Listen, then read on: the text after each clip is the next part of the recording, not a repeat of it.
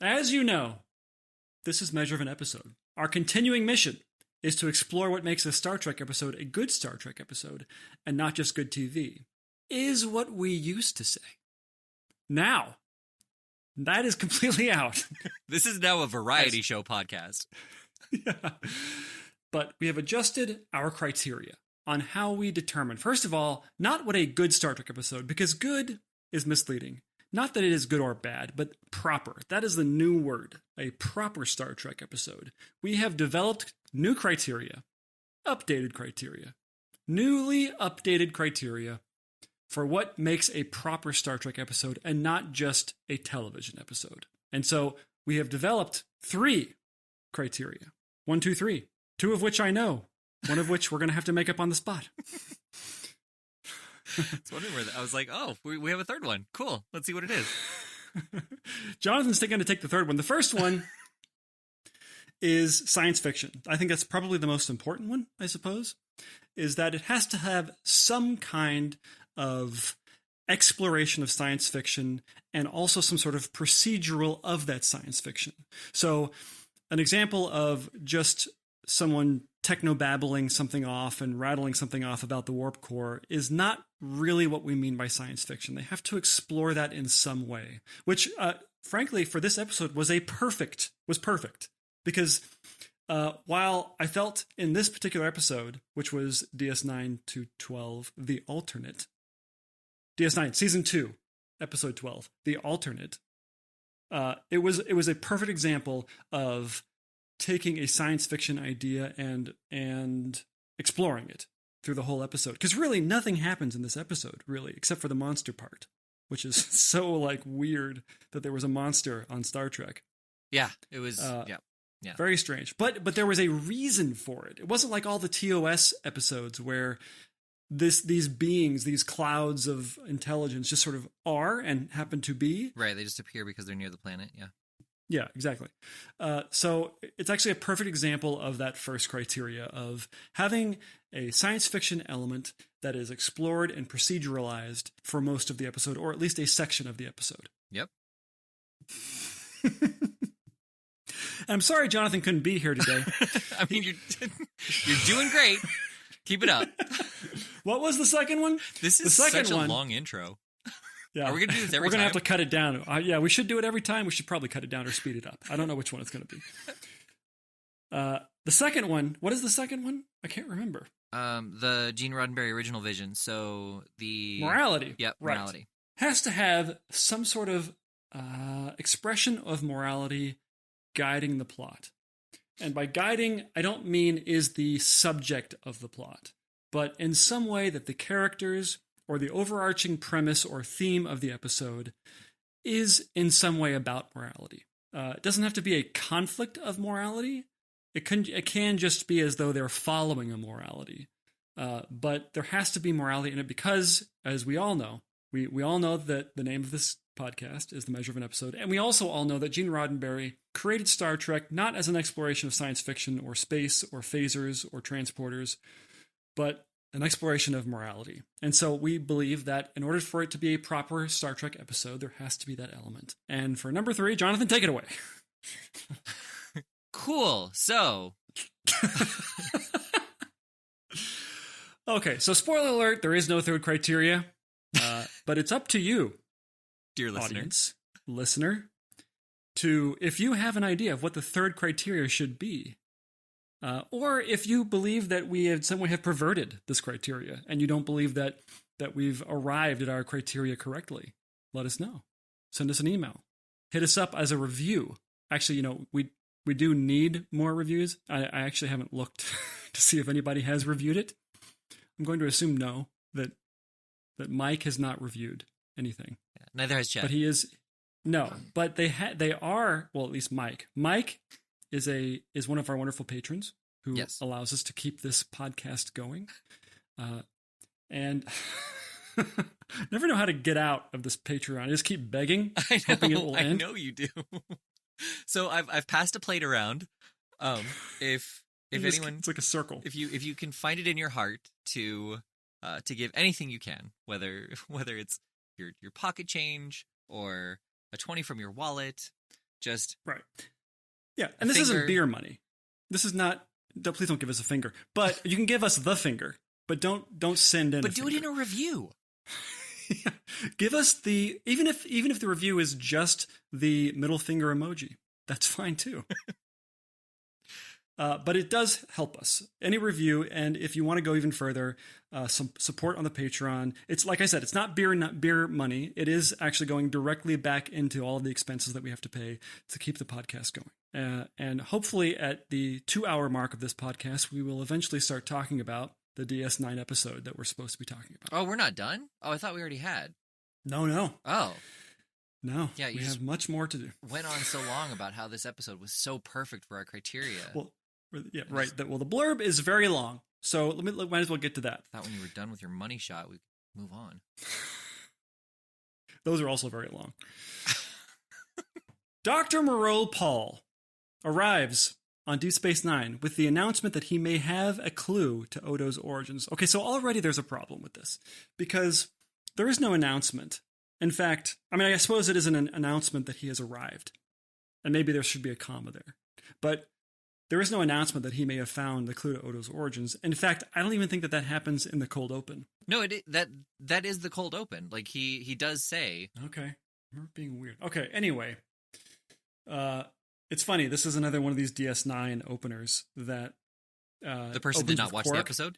Oh, well, no, not that's the blurb. Yeah. No, but you're right. No, exactly. But what I was going to say is that the cold open is Quark and Odo doing a totally unrelated bit together about death rituals and Latinum and how much, how the Ferengi, which helps my point, by the way, that this is a very good very proper Star Trek episode, that they're just going on and on about Ferengi death rituals. On and on. Well, death rituals. It's not just Ferengi. Any of them. Yeah, you're right. But there is the Odo becomes very interested. Yes. Or ostensibly very interested in the Ferengi episode of chopping up all their dead into pieces and selling them to people. Which we kind of do here. Like, you can probably still find locks of hair from Beethoven that are on auction, things like that. Oh, for sure, yeah. But what I love about this episode is that it is unrelated, kind of like darts, but it does give us some information about Ferengi, who are an alien species that they interact with, and it gives us some proceduralized exploration as to what this is, right? I enjoyed it. It was fun for me to hear that about that they did some math and they did some homework on how the Ferengi treat their dead, and we got to learn about that a little bit. Yeah, and I was totally cool with it. See, but I feel like when it's just thrown in there like that, it's literally, oh, hey, look, we're in this sci-fi universe. We're going to talk about it, even though it's completely irrelevant to the plot. And I feel like that's... I do agree with you that it is unrelated, but I'm okay with it because it wasn't them talking about a Pajarian bull or give me some of that Kudrurian ale, because Kudrurians love their ale. Although he did ask for Dika tea. Right. But they didn't do the whole scene about that. But okay, so what if they had? What if they had talked about like the Dika vines from the Bajoran anterior jungle and how they're only ripe once every 7 years and you have to squeeze them in just the right way in order to get the tea? Like, would that qualify? Yes. Okay. Because I don't know, I would have liked that. Right. I think that is a nice a fun. It's not just saying a strange a word you made up in front of a thing you're familiar with. You're right. A thing you're familiar with. It's not that would be the perfunctory amount of science fiction, quote unquote, versus what they did in this, which was they did some thinking about the Ferengi. Now they may have written that just for this episode, and it may not ever come up again, but I'm okay with it. Right. See, and okay. I was actually somewhat disappointed with that because I was really hoping that Odo would be investigating the fact that this guy was still alive and that Quark was legitimately cheated. And it is arguable it does have some function that his interaction with Odo, or the interaction between Quark and Odo, is functional in that Dr. Moreau sees it and comments on it because he's becoming sort of much to Odo's chagrin, his father figure, and So they have something to talk about in this very long cold open. Yes, I guess you're right. Yeah, that part where Quark was so excited to have Odo's dad on the station, which yeah. It gives the dad something to talk about, Dr. Moreau. Yeah, right, Mora. Yeah. So a little side note about that: the original idea was to have Rene Auberjonois play Dr. Mora in the same way that Brent Spiner played Nunyan Sung.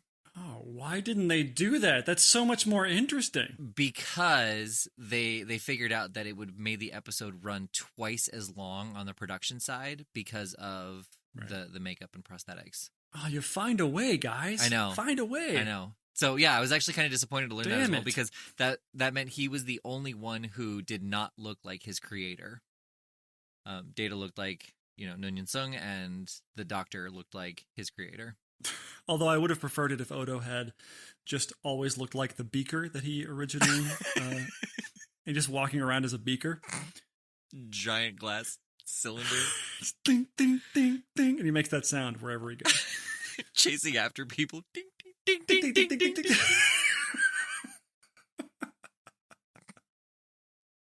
Now, are you picturing a giant beaker, or are you picturing a beaker? Like a beaker size? A giant beaker. Okay. A giant beaker. Yeah. Throws himself over kind the of person trying to kind of like the Kool-Aid guy. Sort of like that. See, but the thing is, like, because he's a shape changeling, he wouldn't be made of glass. So he would have this like glass sound, and he would look like glass, but he wouldn't, like, there'd be no concern about shattering. Well, I mean, it's unclear if how he kind of replicates these things, whether they're inanimate or animate objects. Right. Is his body creating the materials, or is it just an illusion? So is the material that that makes up Odo, is it always the same? Right. Or is he making himself into glass into skin? And does he ever split himself? Does he ever take off a piece of himself ever? I mean, that would be awesome if, like, Odo needed to patrol two parts of the base, but he couldn't, like, he had to do that, but there's just, like, two short Odos walking around. By splitting himself, he's literally, his mass is cutting in half as well, so there's, like, a 3-foot Odo walking around. Right. Yeah, that would have been, why wasn't there an episode like that? I don't know why he would immediately sound like a goblin. Well, because he's always grumpy about everything. He is. I guess he always is that way. And by the way, we'll get to it. Okay. We'll get to that. Okay. So Cisco. Okay, what are we? 3.5 hours in this podcast? In the second scene, 3 minutes into the episode. Yeah. Yeah. So so they start with Cisco lecturing his son about Klingon opera and how he needs to study it. Right. And I like the thing about that I can't get my brain around Cisco is that he's acting too much acting, right? Like, he's just sort of having a casual conversation that every parent has with their child, right? It's what am I ever going to do with calculus when I grow up? Well, you never know, right? That's the conversation. But he's treating it like it's the scene from Braveheart, right? Where he's making that huge speech to all of his men before the big battle, right? It always feels like every single line has to carry all this gravitas for it to be important or whatever. Like, why can't he just have a simple conversation? Right. See, and I wouldn't say it was that extreme, but I would definitely say it's 25% too much. He just needs to. Yeah, I mean, I was exaggerating. Yeah, but yeah, you're right. Yeah, like that's a good way of putting it. Yeah, it's just right. It was definitely just a casual conversation, and he was presenting it as a much bigger deal. Yeah. As a commencement speech of some kind. Right. You don't know what you're going to be when you grow up. Yeah. Oh, he's right. I don't. And he has that kind of smug, like, look on his face. I can't handle him smiling when he does his, like, wide eyes smiles. Well, in a way that creeps you out. Yeah. Just when he was saying, "I understand. Do you?" And, like, his face just. What was his point? Yeah, because he totally got him on that. By the way. Yeah. What was his point? Like, why do you say "do you"? I don't understand. Did he catch it? He said "do you" like he won the argument when Ben won the argument. Well, yeah. Basically he was saying, I had to be miserable, so you get to be miserable too. Yeah, not a very good position to not. I don't. Yeah. Odo talks to Cisco about borrowing the runabout because they realize that maybe they found Odo's people. And I love that line. Can I borrow a shuttle? Of course. What for? Like, as your commanding officer, I will happily grant you permission before I find out why. Yeah. I'll tell you when we get back. So I'll tell you when we get back. He's always super mad. Okay, so they find this planet or moon or whatever, and they beam down to it, and they beam down to the surface where they find this gigantic, impressive painting of a mountainscape, and they also find a Stargate, and then they find. I actually want to know. I didn't write down what the air date was, but I wanted to know if it was sort of close to when Stargate came out because it. Well, but it wasn't a tunnel; it was just a pillar. Well, the Stargate in Stargate is just a circle. It's like a stone circle thing. Right. And they found it's just like they thought it was just this inert thing, which by the way, that just gets lost in this episode. That pillar thing. Oh, I got so much to say about goes away. That whole thing. Yeah. Anyway, okay, so then they beam away the Stargate and the camera starts shaking. So again, proof that our randomizer is sentient. The only other time that pillar is seen is in the search. Oh my god. Well, that makes sense. Right. That's sort of is underneath the subcategory of, well, we now get to watch the mystery of Odo's already knowing what Odo's origins are. Yeah. But this episode didn't even touch about the origins. Like they found this planet and that was the end of it. Yeah, that's true. It totally switches plot lines. Yeah. Without wrapping up the first plot line before moving on to the second. The first two plot lines. By the way, I think there's a Reddit subreddit where I think the only thing that it does is it takes camera shaking moments where the ship is being attacked or there's an earthquake and levels it out. And there's a stabilization thing, and it's just actors throwing themselves to the ground. Yeah, you know, it looks so bad when the camera's not shaking. I know. Okay, so they're hurt. Odo seems to be fine. They have no idea what's going on. O'Brien tries to figure out what the life form is they brought back, which is just like the fun, stuff you did in science class in 8th grade with it's just magnetic dust. Right. Yep. And then the science lab is torn apart when the life form escaped. Really, like the first half of this episode is just sort of just boring, but like a good boring, like a science fiction boring. Where it's filling up the tension and it's laying out the clues. And it's so a mystery. Yeah. And so just to speak to that, so then Dax walks in and Cisco is like, "Aren't you supposed to be in the infirmary?" And she's like, "Yeah, I got bored. I had to get up and move around." And then she walks over to the pillar and like caresses it. Yeah. And she starts fingering the Stargate for some reason. Yeah. And it, it's like, okay, that's weird. Well, first of all, Dax, she shows up with the trope of, I ignored the doctor's orders to stay in sickbay because I was just very, very sick. And so now I have to get back to work because that's the kind of person that I am. Right. Like, there's never any consequences for characters that do that. I think we talked about this before where that will happen where they said, yeah, I had to fight my way through the doctor because I needed to get back to work. And then they keel over and die. Right? Because they didn't follow what the doctor said to do, which is you're very sick and you should rest. Well, yeah, no, the doctor's never right on those things. Like, at least once out of 10 times, have them die. Right? Yeah. And just have the doctor be like, and just turns to everybody else. And that's why. See? Yeah, carry around a video of no that happening. Ticket. Yeah. Exactly. Consequences. Okay, so there's a scene with the doctor and Dax in sickbay. This is after O'Brien finds the dead life form. Like, the life form escapes. O'Brien walks around in the conduit, which they don't call Jeffrey's tubes. I originally wrote it down as Jeffrey's tubes, but they're not Jeffrey's tubes. It's just conduit. Right. Because it's not a Federation. I did that math all by myself. Good job.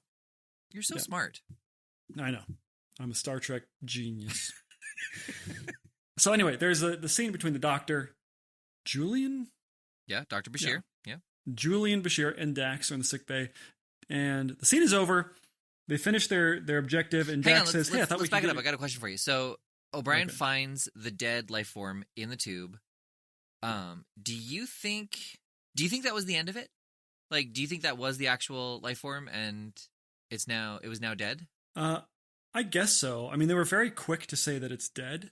Right. Which they wasn't like, I don't know if it's dead. I mean, they never really saw what it was. Seemed like it was just dust when they had it in the petri dish. Right. So I don't know why they would just assume anything. They know basically dick about whatever this life form is. Yeah. And it doesn't look like it was freed, which I guess they come to the conclusion that it was. It looks like it escaped by itself. Right. Yeah, like and they never say which one it is. Right, the dome was peeled outward. Outward, like right. like it had tried to, and the camera lingered on that to specifically show that. Okay, I was just curious. So I don't know. Right, I don't know. I mean, but I think what we gather from the last half of the episode is that it was freed by Odo. Okay, that it didn't escape because the whole power thing happens. Right, there was a power drain. Right. So I don't know. They didn't really go into it enough. Okay. Honestly. Anyway, so the Dax and Doctor, or the Doctor and Dax. Dax asks the Doctor if he wants to go get a drink. Yes. And the Doctor's like, "Oh, your place or my place?" And she's like, then she gets offended and said, "Actually, I was just thinking about the promenade." And then the Doctor's like, "No, there's no sex involved." Right? Nope, not interested. Never. I guess still have work to do. Yeah. Which, okay, that's kind of crummy. But Dax, after she leaves, the Doctor basically reads us his motivation for all the dum-dums in the audience. Yes. And so obviously he's interested in her. And she obviously knows that because this is not the first time that we're getting this information. Right. Well, yeah. I mean, he basically says she's doing it on purpose at this point. Right, which she obviously is, because if Dax knows that the Doctor is into her, you don't ask somebody that you're not into, who you know is into you, out for a drink, right? Well, especially by offering the drink first. Like say, "Hey, do you want to meet me at the promenade for a Raktajino?" Like, clearly established, we are going to a public area if you want to do this. Right. Because they are the open. Yeah, because they are friends. So, I'm sure that she would say, like, "Hey, do you want to go hang out as friends?"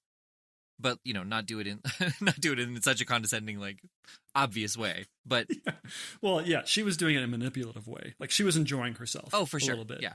Well, yeah, and that's why the Doctor spelled it out for the audience, right? Without actually turning to the camera, which he almost did. Almost does. Yeah. And then the Doctor is attacked by several computer polygons and is injured. Not injured. It's unclear. Like I thought he was. Like, he kind of uses his laser scalpel thing, and I thought we were going to get, like, a piece of it. Right. That was just going to sort of be inert on the ground. Yeah. Because I thought that, like, he kind of swipes across it like he's taking something off. Right, like he's slicing, like he's slicing it, yeah.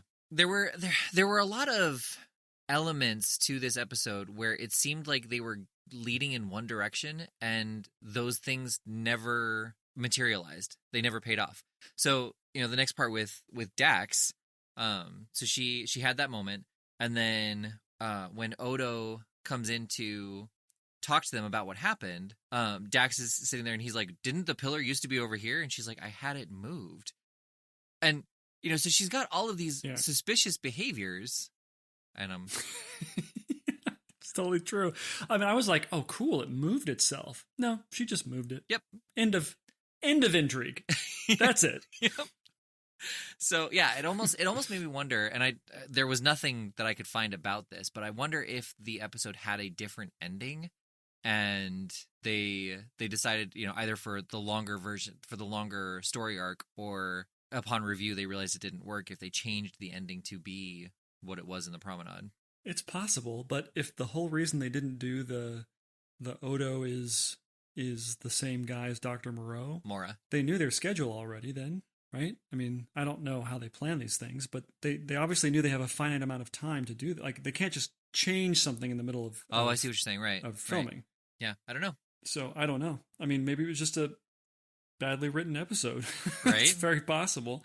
It is weird that it goes from this very procedural, kind of boring, but in a good way, like I said, episode about them investigating a mystery to we have to catch the monster. Right. It's such a weird pivot that they do. And I actually thought when there's that confrontation between Dr. Mora. Odo, where he says, look, this is obviously you. I recognize the DNA we found. I thought that he was manipulating Odo to get him to come back to be studied with him. Right, me too. Yeah, which is not, he was right. He was the good guy. Yeah. I mean, I was blown away. Like, it's almost like you're right. Like they changed, well, we can't do that plot line where he's just trying to manipulate him to get him back. That would take too long. So let's just wrap it up real fast. Yeah, it was so. I liked the, and you keep saying boring, but I feel like it was just slow paced. Like they were peeling back layers, they were revealing evidence and clues and that sort of thing, and then from that moment, you know, when he said you need to, it's not safe. Like, when has this happened before? You know, like, have there been any unsolved cases? You know, no, and I was like, there's always unsolved cases. But yeah, it really felt like it was going to go in a different direction, and then it just became not just a monster hunt, but it wasn't even a monster hunt at that point, because they knew what the monster was. So it was now just a matter of how trying to catch their friend. Right, and why couldn't they just beam it out of the conduits, like into a cell or something? Why can't they do that? I don't understand. I mean, they can beam Odo. Odo beams. Why can't they beam the other form that Odo takes? I don't know. Maybe just beam him out. Right. Yeah. I don't know. Since they know his DNA. So the scene with Dr. Moreau Mora and Odo, where there's that confrontation. Yeah. The acting and the blocking is so soap opera. Oh, it for sure. Feels so like he like turns around and faces the camera, you know? Mm-hmm. But the guy behind him is still sort of like yelling at him. And just the way that not the content, just the way that they talked, it just felt so overact and like it was daytime drama. So they eventually catch Odo. And I guess their plan works. Like, they seemed like it was pretty touch and go as to whether or not they'd be able to contain Odo. But why is Odo all of a sudden this super powerful monster? They never go into that. I mean, I guess they say that they've extracted the gas that gave him this metamorphosizing thing, metamorphic. But they don't. I mean, you just can't gas someone all of a sudden to become like the Hulks, right? Yeah. I mean, that's how I interpreted it. Was just that the gas on the planet messed with him, and so I mean, he's changed shapes to be something incredibly small and incredibly big. Right. So I didn't view his size change as being something impacted by the gas. I viewed his temperament change and his lack of memory and his lashing out in this way as a symptom of the gas, but exacerbated by Dr. Mora being there. Right. And I feel like the payoff of that was incomplete. So when they have their denouement with Odo recovering and Dr. Mora sort of saying, hey, we have some chatting to do, I'm getting the sense that you don't like me very much. And I'm just getting the impression that Odo really didn't like being in the lab. Yeah. Like, they were always sort of, I mean, he says, I've imprisoned you again. What have I done? Right. But it's unclear, because he obviously likes the guy. He obviously cares about, Odo obviously cares about Dr. Mora. But it's not, which one is it? Is he totally traumatized from the terrible testing that they did at, terrible testing, another segment upcoming. We're not doing that one. No. Like, which one was it? Why? So was it so terrible that it forced Odo into turning into this terrible murder monster? Murder monster, also a segment coming up. No, we're not doing that one either. Or was it sort of just this weird thing that he's conflicted about, that he didn't like it there, it wasn't fun for him. It's sort of like the last year of high school for him, where he's like, I want to get out of here. I'm tired of this place. Well, I think it was a little bit of both, because he said, he didn't like being stuck in the lab, and Dr. Mora said, but the testing, the learning what you could do, and Odo was like, okay, yeah, that part was cool, that part was true. But the other right. part too was so Odo collapses into Mora's arms, and he's holding him, and he says, we have a lot to talk about. And then Odo wakes up in bed, and he's like, well, I'm gonna go. And it was It was just such an alarming. I thought for sure. I'm gonna go. Well, it's what he's like. I don't belong here. You do. And he just woke up in the hospital bed. But I also loved that Dr. Bashir was like, well, I can't really tell you what the problem is because I haven't the foggiest idea. Yeah. What a cop-out. Do something, Bashir. Like, earn your keep a little bit. But what would have been nice in that moment is if Dr. Moore actually did offer some insight into Odo's molecular or biological physiognomy and just kind of saying what more than likely happened was this, or even, based on these results and point to like 3 random things on the screen. It's very obvious that... Yeah, separate it from magic for us, just a little bit. Yeah. Right? That it just wasn't this thing that happened so the plot could happen. Right. Right? So they have their denouement, and then that's the end of the episode. And, aside from the monster stuff, I have to say, like, I enjoyed this episode. I was not expecting to enjoy it, but there was no political stuff. No? Yeah. Saying something. Well, because it's still babyface Cisco. That's true. Hey, that's a good point. Yeah. That's a very good point. And we weren't even in the transitional period either. Yeah, nope. But yeah, like in terms of meeting the criteria, number 1, science fiction procedural, definitely have that. Yeah. Number 2, a tale of morality in some way, definitely have that. Yeah, kind of like a Stockholm Syndrome / meeting your captor / alienated father, Yeah, there was definitely... Your captor / father. Everybody knows that story. Tale as Everybody old as can time. relate to that story. Yeah. I mean, who hasn't been there, right? Well, and he's conflicted because he didn't want to admit that he was the closest thing to a father that Odo could have because he didn't like him very much. Right. He didn't like what he did to him. And so that, I feel like, definitely checks that box for me. It wasn't up to sort of the mystery you might encounter on Next Gen, right? At their best sort of science fiction mystery episodes. Right. I appreciated just sort of existing in the world. Yeah, no, and I agree with that. I think that the episode either had edits in 2 different directions and like the first half was edited in one direction, the second half was edited in another direction, or there were some scenes that were taken out that kind of had things flow a bit smoother for time or just editing early on.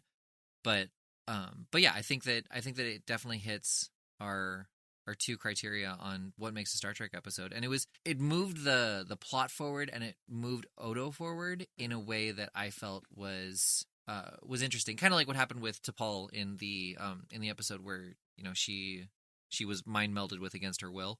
The seeds that were planted in that episode and the storyline, the seeds that were planted in this episode and the storylines like that happened and that we know take place later on, I felt were entertaining and interesting enough that it would definitely have kept me for the next episode. Yeah. And the writing wasn't super great. They sort of let that whole the Stargate thing. Well, there were so many drop plots. Yeah. Yeah, they dropped that. What else they dropped? They dropped They dropped Quark's investigation. Right, which... So here's the thing. Let's go off of the Chekhov's gun thing. Not only did Quark say that, that Odo would help him, but then when they were leaving, Quark said, and he's getting started on a fraud investigation right now. I think that was Quark sort of helping his own case, though. I don't know if he was actually saying... I think he was hoping that would happen because he got caught, perhaps, in a lie. Absolutely, right? But there was so much hype to it that there should have been some kind of resolution to it. Either Odo looked it up and, Quark did it through some mischievous trade and Quark was like, oh, yeah, you know what? Never mind. They all disappeared anyway. Or Quark came to Odo and said, what have you found? And Odo was like, yeah, I'm not really going to look for that. I don't know. I got the impression that this is a day in the life of Quark and Odo, that he's always investigating these kind of bullshit schemes that Odo has or that Quark has.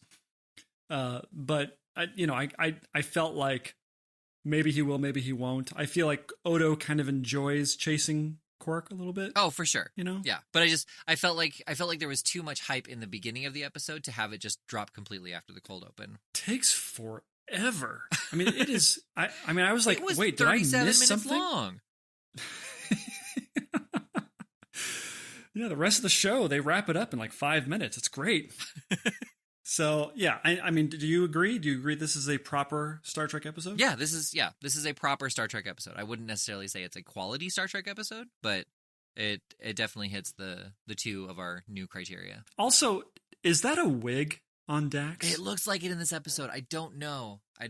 She must have either a gigantic head or like that can't be the size. It's giant, and she can't have that much hair either. Well, no, right? my wife does that sometimes. She will wear her hair in that style. So she puts it all back, and then she does deliberately poof it up and then put bobby pins in to keep it up at that height, and it stays. And she doesn't have to tease it underneath, and she doesn't have to like spray it with hairspray or anything. It's just something, some way that she does it actually makes it happen. All right, now let's see which episode we're going to be talking about characters' hair next. I'm going to do that again. It was stupid.